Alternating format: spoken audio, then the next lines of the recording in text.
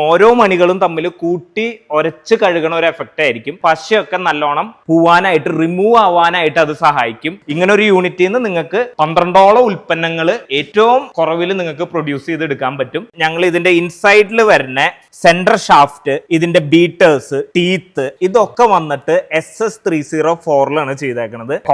നമ്മൾ ഈ ഒരു വീഡിയോയിൽ ഏറ്റവും വലിയൊരു ഹൈലൈറ്റ് ആയിട്ട് നമ്മൾ കാണിക്കുന്നത്. സ്വിച്ച് ഇട്ട് കഴിഞ്ഞു കഴിഞ്ഞാൽ നമുക്ക് സ്റ്റീം കിട്ടും. എന്ത് ഐറ്റവും ആവി കയറ്റി ബേസിക്കലി അത് ഉപയോഗിക്കുന്നത്. F0 എന്ന് വന്നിരിക്കുന്നത് തൃശ്ശൂർ ജില്ലയിൽ കല്ലേത്തിങ്കര എന്ന് പറഞ്ഞ സ്ഥലത്താണ് സാറാസ് ടെക്നോളജി വന്നിരിക്കുന്നത്. കുറച്ച് വർഷം മുന്നേ ഒരു വീഡിയോ ഞാൻ നിങ്ങളുടെ മുന്നിലേക്ക് എത്തിച്ചിട്ടുണ്ടായിരുന്നു. അത് വലിയ രീതിയിലാണ് നിങ്ങൾ എടുത്തിട്ടുണ്ടായിരുന്നത്.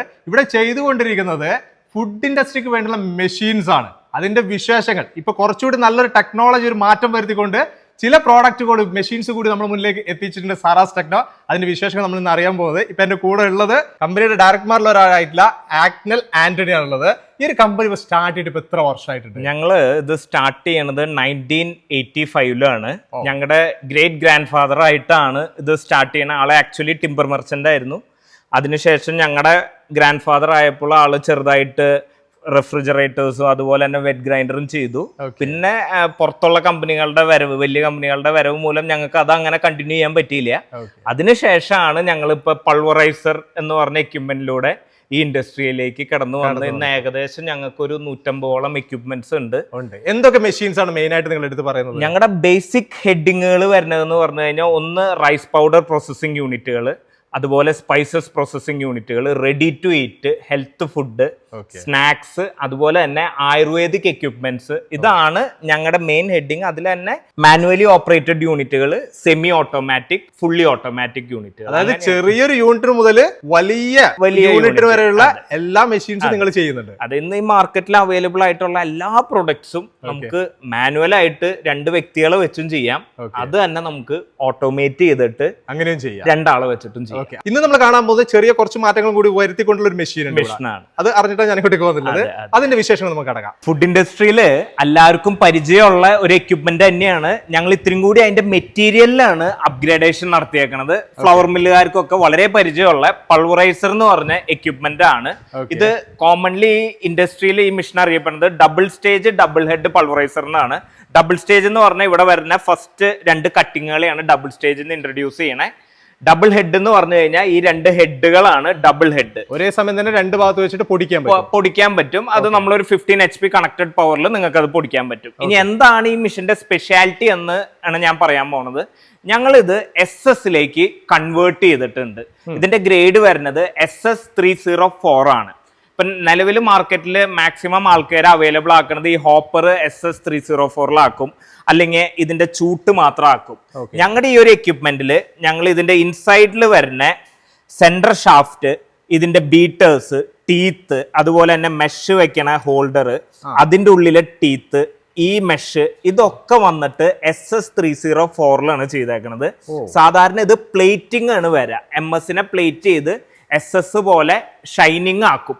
അതാണ് ചെയ്യണം. അപ്പൊ ഇങ്ങനെ നമ്മൾ ചെയ്യണോണ്ടുള്ള ഒരു ഗുണം എന്ന് പറഞ്ഞു കഴിഞ്ഞാൽ ഇത്രയും കൂടിയും ലാസ്റ്റ് ചെയ്യും ഈ മെറ്റീരിയൽ. നമ്മുടെ ടീത്തൊക്കെ തേമാനം വരാണ്ട് നിൽക്കാനും നമ്മൾ ഇതിപ്പോ SS ചെയ്തിരിക്കുന്നത്. പിന്നെ ഞങ്ങളുടെ കസ്റ്റമേഴ്സിനുള്ള ഒരു അഡ്വാൻറ്റേജ് എന്ന് പറഞ്ഞു കഴിഞ്ഞാൽ ഇതിന്റെ മെറ്റീരിയൽ ഓഫ് കൺസ്ട്രക്ഷൻ ഇത് വന്നിട്ട് ഫുൾ MS ഞങ്ങൾ ചെയ്തെടുത്തേക്കുന്നതാണ്. അതായത് ഈ ഔട്ടർ കേസ് ഇത് സാധാരണ മാർക്കറ്റില് കാസ്റ്റ് അയൺ വെച്ച് ചെയ്യണവരുണ്ട്. അതായത് ഉരുക്കി ഒഴിക്കുക എന്ന് പറയും. അങ്ങനെ നമ്മൾ ഹെഡ് ചെയ്യുമ്പോൾ ഉള്ള ഒരു ബുദ്ധിമുട്ട് എന്താന്ന് വെച്ചാൽ ബ്ലോ ഹോൾ എന്ന് പറയും. ഇത് ഒഴിക്കണ നേരത്ത് ഗ്യാപ്പുകൾ വരുമ്പോൾ ഹോളുകൾ ഫോം ചെയ്യും. അപ്പൊ ഈ മെയിൻ ഹെഡിന്റെ സ്ട്രെങ്ത് കുറയാനായിട്ടുള്ള ചാൻസുകൾ ഉണ്ടാവും. നമ്മുടെ ഈ കേസിൽ ഇത് ഇരുമ്പോണ്ട് ആയതുകൊണ്ട് തന്നെ അങ്ങനത്തെ യാതൊരു വിധ ബ്ലോ ഹോളും ഇതിൽ ഉണ്ടാവില്ല. സ്ട്രെങ്ത് ആയിരിക്കും ഈ മെഷീന്റെ മെയിൻ ആയിട്ട് ഞങ്ങൾക്ക് പറയാനുണ്ടാവുക. ഇനി നമ്മൾ കാണാൻ പോകുന്നത് നമ്മുടെ എക്യുപ്മെന്റ് യൂസ് ചെയ്ത് ഏതൊരു സാധാരണക്കാരനും പ്രവർത്തിക്കാൻ പറ്റുന്ന ഒരു യൂണിറ്റിലേക്കാണ് നമ്മൾ വന്നിരിക്കുന്നത്. ഇവിടുത്തെ ബേസിക് പ്രൊഡക്ഷൻ എന്ന് പറഞ്ഞു കഴിഞ്ഞാൽ സ്റ്റീം പുട്ട് പൗഡറും അതുപോലെ തന്നെ അതിന്റെ വെറൈറ്റികളും അതുപോലെ അപ്പം പൗഡറും ആണ്. ഇവിടെ നമ്മൾ യൂസ് ചെയ്യണ ഒരു 6ഓളം എക്യുപ്മെന്റ്സ് ഉണ്ട്. അതിൽ ആദ്യത്തെ എക്യുപ്മെന്റ് ആണ് നിങ്ങൾ ഈ കാണുന്ന റൈസ് വാഷർ.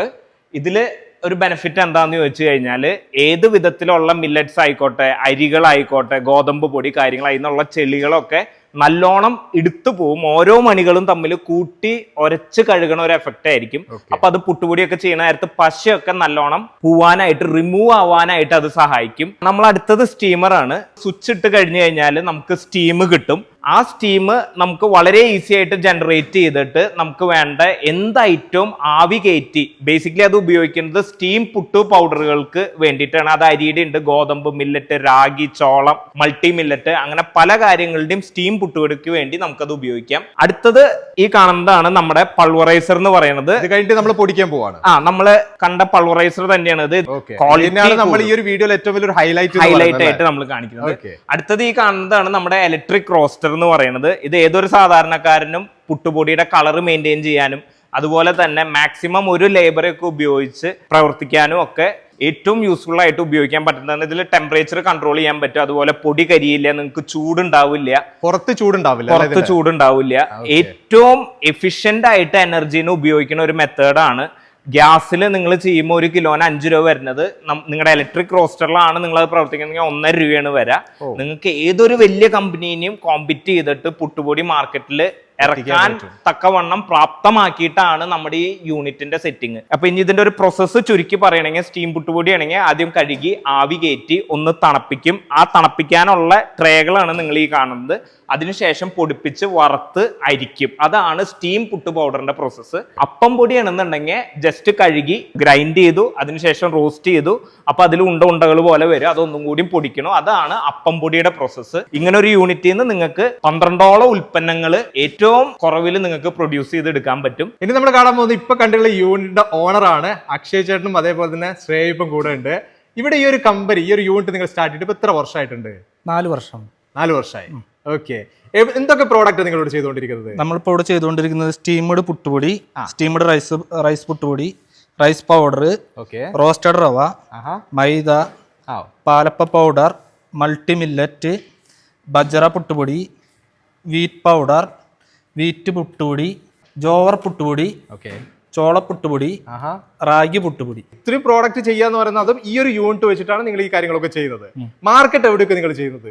മാർക്കറ്റ് നമ്മൾ ഇവിടെ ചാലക്കുടി, തൃശ്ശൂര്, അതുപോലെ തന്നെ പാലക്കാട് ജില്ലയിലോട്ടുണ്ട്, എറണാകുളം ജില്ല, പിന്നെ നമ്മള് കേരളത്തിൽ ഒട്ടുമിക്ക എല്ലാ സ്ഥലങ്ങളിലും നമ്മൾ കൊറിയർ ചെയ്യുന്നു. കടകളിലും സൂപ്പർ മാർക്കറ്റിലും സൂപ്പർ മാർക്കറ്റ്, അതുപോലെ തന്നെ റീപാക്കിംഗ് യൂണിറ്റുകൾക്കൊക്കെ നമ്മൾ കൊടുക്കുന്നുണ്ട്, ചെയ്തു കൊടുക്കുന്നത്. ഓക്കെ.